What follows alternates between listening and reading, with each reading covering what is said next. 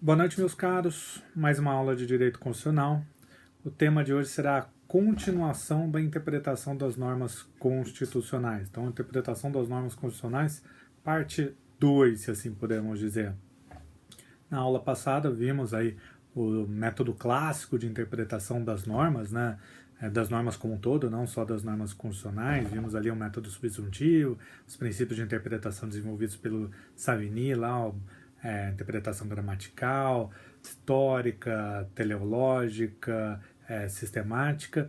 E agora iremos a estudar o tema das metodologias constitucionalistas de interpretação das normas, e aqui no caso das normas constitucionais. O que a doutrina constitucionalista percebeu é que o método clássico lá, ele servia, ainda tem a sua serventia para a interpretação das normas, mas ela visa mais a interpretação de regras jurídicas. Lembrando que normas constitucionais são normas regras e normas princípios. Então temos princípios sendo normas ao lado das regras. Para as regras, o método subsuntivo, aquele de premissa maior, premissa menor e a conclusão, funciona muito bem com os princípios lá, com a procedimentalização lá de interpretação por meio do método gramatical, teleológico, sistemático, histórico, funciona e ele abarca boa parte dos casos e é aplicável também à interpretação das regras constitucionais. Acontece que só esses métodos, essas premissas de análise gramatical, histórico, teleológico, sistemático, não dão conta de todos os casos chamados hard cases, casos difíceis, e que existem vários na nossa Constituição, no nosso sistema jurídico, que leva aí a uma análise por esse viés, não de forma mais adequada, sendo necessário buscarmos outros princípios de interpretação, outras formas, além da forma clássica. Então, o método neoconstitucionalista, assim se pode se dizer, né, ou pós-positivista, ele não visa basicamente retirar aqueles métodos clássicos do sistema. Não é isso. Ele visa ser um plus. Ele ainda diz que para as regras, os métodos clássicos ainda são utilizáveis, são válidos. Mas para casos difíceis, casos mais complexos, casos mais complicados, aí temos que fazer uma análise mais conectada com um novo direito constitucional, com um direito constitucional mais moderno, mais contemporâneo. Um dos grandes defensores do Brasil nessa corrente é o professor e atual ministro do Supremo Tribunal Federal, o ministro Luiz Roberto Barroso, trouxe esse tema para cá e aprofunda ele com muita proficiência, né, como já era de se esperar. Então, ele é um dos grandes estudiosos desse tema. O professor Luiz Roberto Barroso, atualmente ministro do Supremo. O que seriam esses hard cases? Imaginam vocês que a Constituição trabalha com vários valores, e que não é sempre que um valor ele vai valer para todos os casos. Imagina vocês, por exemplo, a liberdade de imprensa. A liberdade de imprensa é um valor da nossa Constituição, um valor que está previsto no artigo 5º, um valor que está previsto lá na ordem social, no capítulo da comunicação social. Então é um valor que deve ser prestigiado, sim. Mas e o direito à privacidade? Será que a liberdade de imprensa e o direito à privacidade não se chocariam? Se chocam. Inevitavelmente vemos aí casos em que o direito à privacidade e a liberdade de imprensa estão em conflito. E aí como compatibilizar os dois? Pela regra subsuntiva do tudo ou nada, ou se aplicar um e aí elimina-se o outro, ou temos que chegar em algum meio termo. Assim também podemos falar da livre iniciativa e proteção do consumidor. A livre iniciativa, o dono de uma empresa, um empresário, ele pode fazer o que ele bem quiser com a sua empresa? Sabemos que não é assim. Ele não pode oferecer uma série de produtos com prazo de validade vencido, não pode causar danos ao consumidor e por aí vai. Então, há um choque entre alguns princípios no caso concreto. Em determinados casos concretos, pode haver choque entre valores prestigiados pela nossa Constituição. E aí a análise que se pede é que se faça ali ou se use ali metodologias mais compatíveis com esse direito constitucional moderno que trabalha com conceitos por horas, por vezes, conflitantes, especialmente conflitantes em determinados casos concretos. Só que a ideia é que um valor não anule o outro. Um valor possa ser compatibilizado com o outro e é essa a ideia. Por exemplo, propriedade privada. Uma pessoa que tem um bem, ela pode fazer o que ela quiser com esse bem?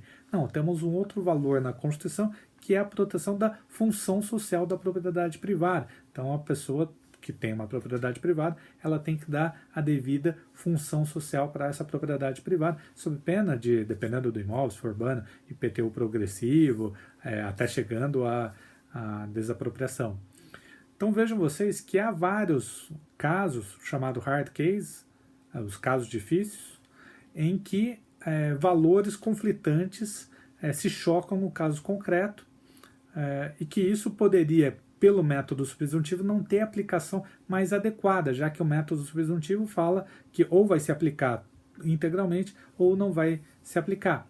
E aí, o método neoconstitucionalista ele vai trabalhar com um novo modelo, que é chamado ponderação de interesse.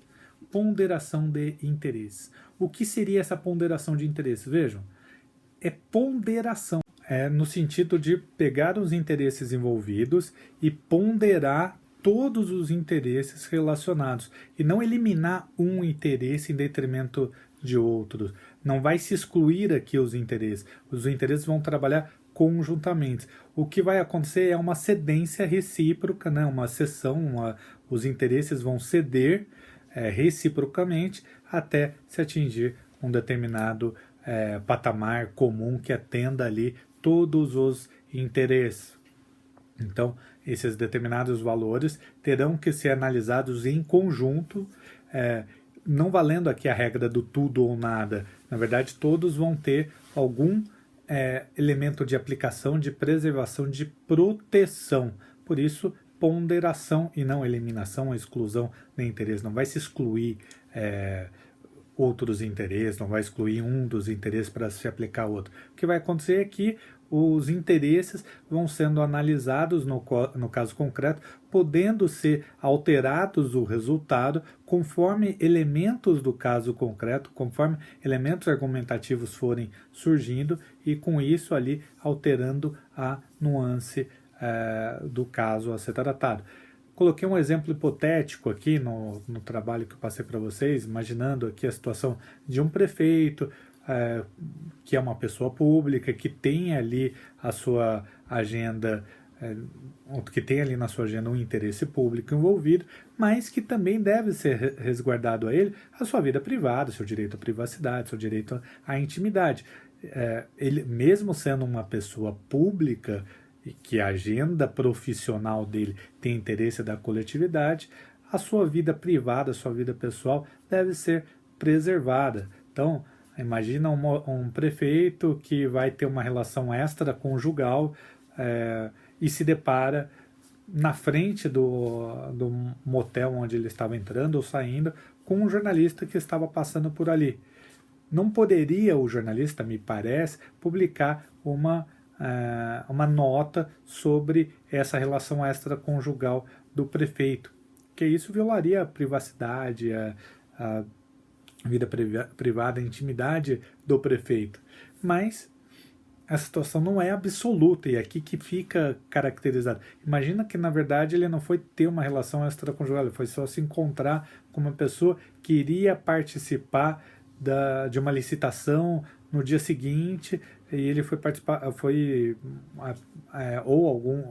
ou ele realmente tinha uma relação extraconjugal com essa pessoa que vai participar dessa licitação. Vejam como os elementos do caso concreto vão gerando alterações no resultado, dependendo então da análise, da flexibilidade do julgador analisar esses elementos do caso concreto para poder ponderar os interesses que devem prevalecer, os interesses que devem ceder em detrimento de outros. Então não é a regra do tudo ou nada. Para esse caso específico se aplica essa regra. Não. Conforme o caso concreto for denotando outras vertentes, outras nuances, ele pode gerar uma alteração no resultado.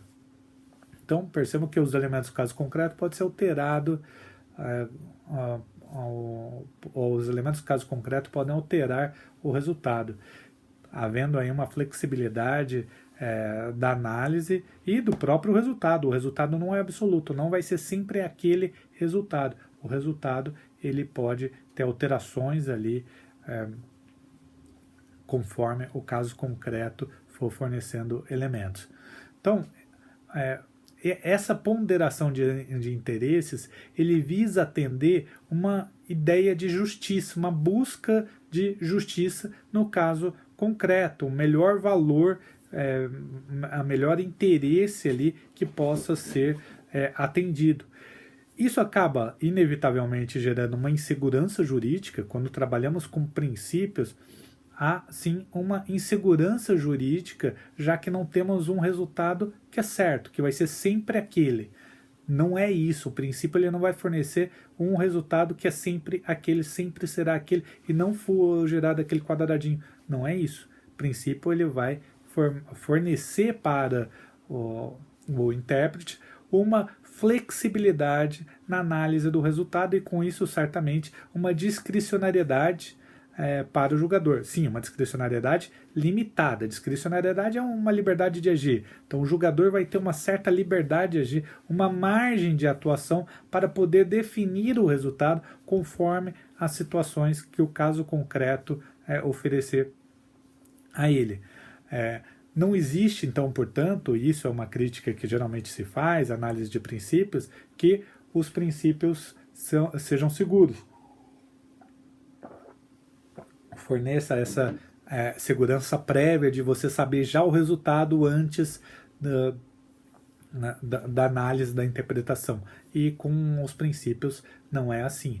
No caso concreto, ele pode ser alterado, ali o resultado do caso concreto pode ser alterado conforme as nuances, conforme os valores que estiverem sendo considerados. A busca disso é um reencontro do direito com a moral, do direito com a política, o reencontro do direito com os seus valores, saindo daquele positivismo rígido, do direito apartado, do direito científico, que, a par de não ter valor, pode cometer uma série de injustiças. Então aqui se busca conciliar a justiça com a segurança, trazer para o direito noções de justiça aliado ali com uma segurança das normas, uma segurança de normas pré-estabelecidas, mesmo que sejam no formato de princípios. O intérprete deve solucionar os possíveis princípios constitucionais envolvidos no caso concreto e, a partir daí, proceder uma análise conjunta para verificar em que medida e que extensão cada princípio vai ceder para que outros possam servir de análise para o caso concreto. Então, é uma cedência do que os princípios fazem para que todos possam atuar e não haja assim anulação de todo de um princípio específico. Então, a aplicação do princípio não vai significar anulação, afastamento por completo de outro princípio. Vai apenas significar a preponderância e não a anulação ou exclusão de outro princípio. Isso, lógico, como já disse, pode acarretar uma certa insegurança jurídica, uma falta até de previsibilidade do resultado, e pode acarretar um ativismo judicial, que muitos criticam aí esse ativismo, que é o Poder Judiciário definindo. Temos lá a previsão no artigo 102 da Constituição Federal, que é o Supremo, né? Então um órgão do Poder Judiciário, que é o guardião da Constituição, ou seja, quem é que dá a última palavra, quem tem o poder de controlar os atos dos demais poderes. Então, só para trazer um caso que está acontecendo aí para analisarmos, vejam que o ministro Alexandre de Moraes, ele anulou a nomeação do delegado, do diretor da Polícia Federal, nomeado pelo atual presidente, Jair Bolsonaro. Poderia ele fazer isso ou não? Vejam, temos uma regra que fala que cabe ao presidente da República fazer essas nomeações. E na visão do professor Alexandre de Moraes, temos um princípio que para ele foi analisado de forma maior, que é o princípio da moralidade, princípio de uma administração justa, uma administração eficiente. Em especial o princípio da moralidade, que está no artigo 37 da Constituição Federal. Com base no princípio da moralidade, eu já visto que foram divulgados lá áudios em que deixou-se entender que haveria ali um interesse do presidente em nomear alguém dos seus contatos pessoais na Polícia Federal. O que se verificou ali é que o ministro Alexandre de Moraes entendeu que havia um desvio de finalidade, no ato de nomeação do presidente da República. Ele pode fazer isso? A rigor, ele é o guardião, o Supremo é o guardião da Constituição. O ideal talvez é que o plenário tomasse essa decisão, mas o regimento interno do Supremo permite que haja votos monocráticos nesse sentido. Então, a rigor, o Poder Judiciário tem esse poder. Mas eu quero mostrar para vocês aqui o que está por trás. É uma regra que prevê a possibilidade do presidente nomear quem ele bem entender e, com base num princípio, se afastou-se uma regra. Então vejam, o princípio ele acaba tirando um pouco da segurança jurídica dessa regra, buscando ali sim uma noção de justiça, uma busca de uma justiça ali, que no caso pode ser subjetiva, pode ser conforme o entendimento do jurista, do juiz, do ministro que está julgando a causa. O que importa analisarmos é que o sistema ele tem que procurar uma certa coerência.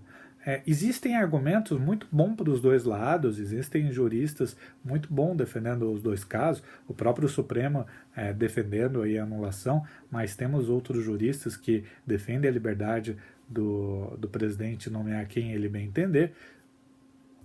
O professor Leno Streck escreveu um artigo no Conjur indo nesse sentido. Então, vários juristas também seguindo uma outra linha. Só que a questão é de coerência. A mesma situação aconteceu lá na época se vocês lembrarem, da presidente Dilma, da ex-presidente Dilma, que, conforme áudios que também foram divulgados ali pelo também, mas na época juiz, né, Sérgio Moro, ele divulgou áudios que demonstravam ali, ou que deixavam transparecer a ideia de que o ex-presidente Lula iria ser nomeado ministro da Casa Civil para ter um certo benefício lá com a questão de alteração do fôrum, que ele seria julgado, deixaria de ser Curitiba para ser o Supremo. Vejam que no caso também foi analisada a questão pelo Supremo, e no caso, pelo voto do ministro Gilmar Mendes, ele entendeu que havia um desvio de finalidade e ele anulou também a nomeação do ex-presidente Lula. Então a questão é de coerência. O mesmo caso ali, e o caso me parece que os dois são muito parecidos, muito semelhantes, você pode até adotar uma determinada posição. O presidente tem a prerrogativa de nomear quem ele bem entender. Então, tem tanto de um lado quanto do outro. Tanto a presidente Dilma teria o direito de nomear quem ela bem quisesse, como o presidente Bolsonaro teria o direito de nomear quem ele quisesse. Ou adotar uma posição contrária. O presidente Lula não poderia ter sido nomeado presidente, da mesma forma o Bolsonaro não teria o direito de nomear o seu diretor da Polícia Federal. Me parece que os casos aqui são muito parecidos. Então a questão talvez seja de buscar uma coerência no sistema, uma coerência interna do sistema jurídico na análise dessas questões. mas que é possível dentro do julgamento haver uma certa flexibilidade, isso logicamente que há. É que deve-se buscar sempre aí uma coerência do sistema, né? A análise desses dois casos que eu coloquei é muito parecido, foi por conta de divulgação de mensagem, divulgação de, é, de áudios, de texto e pessoas buscando ali por meio de cargos ter ali algum benefício, alguma proteção. Enfim, trago essas notícias até para fazer uma contemporização com o que está acontecendo e também para que vocês verifiquem que a análise que pode ser feita é de certamente se afastar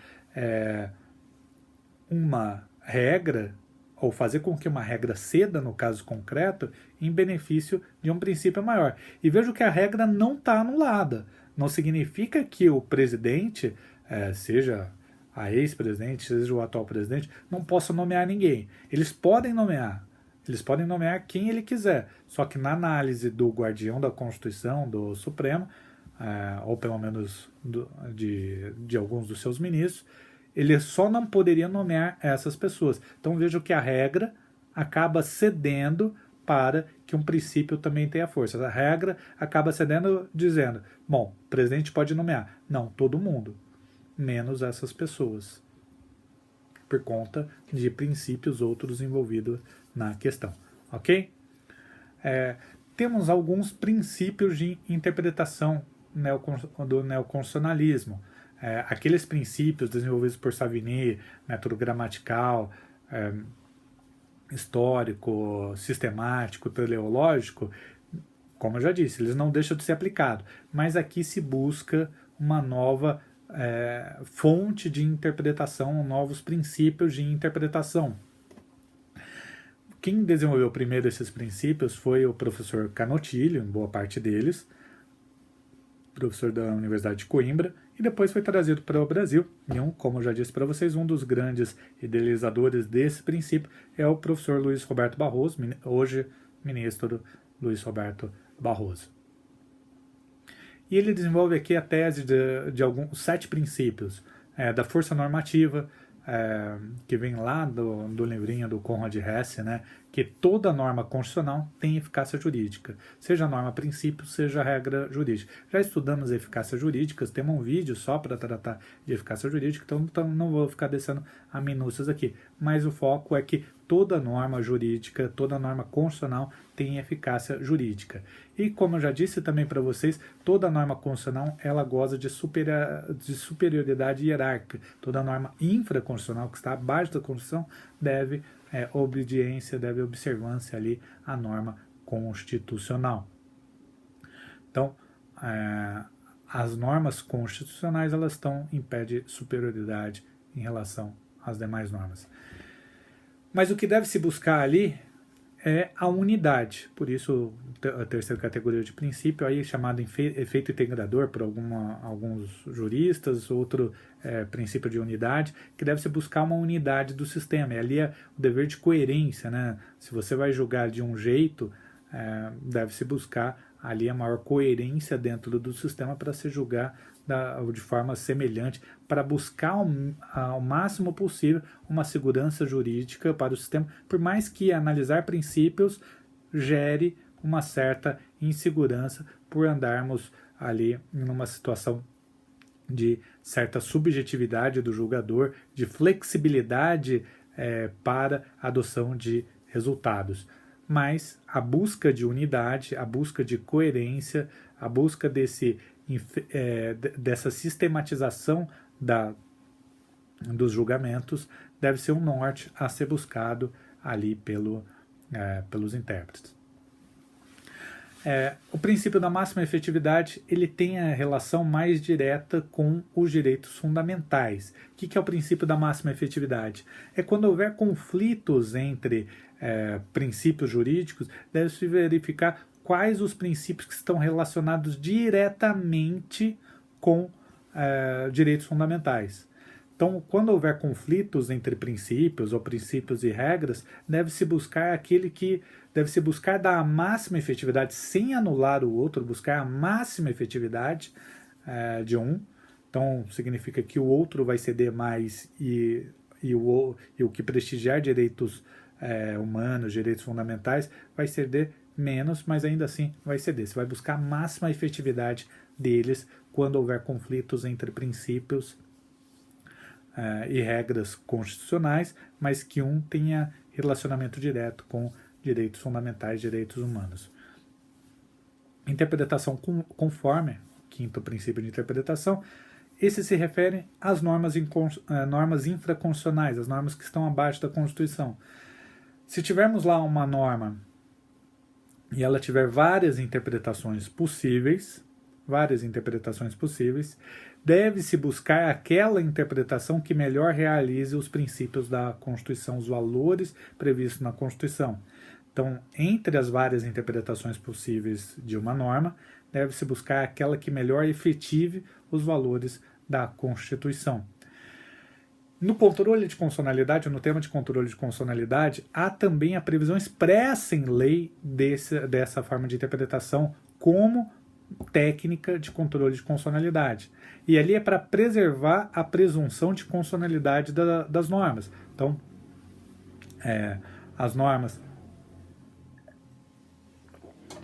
jurídicas que gozam de uma presunção de constitucionalidade, que gozam de uma presunção de validade, se uma norma tiver várias interpretações e as interpretações em geral violarem a Constituição, mas houver uma forma de interpretação daquela norma que seja conforme a Constituição, o que o Supremo pode fazer é determinar que seja aquela interpretação a única possível, excluindo todas as demais. Então, a interpretação conforme, na técnica de controle de constitucionalidade, é o Supremo, ou o Poder Judiciário,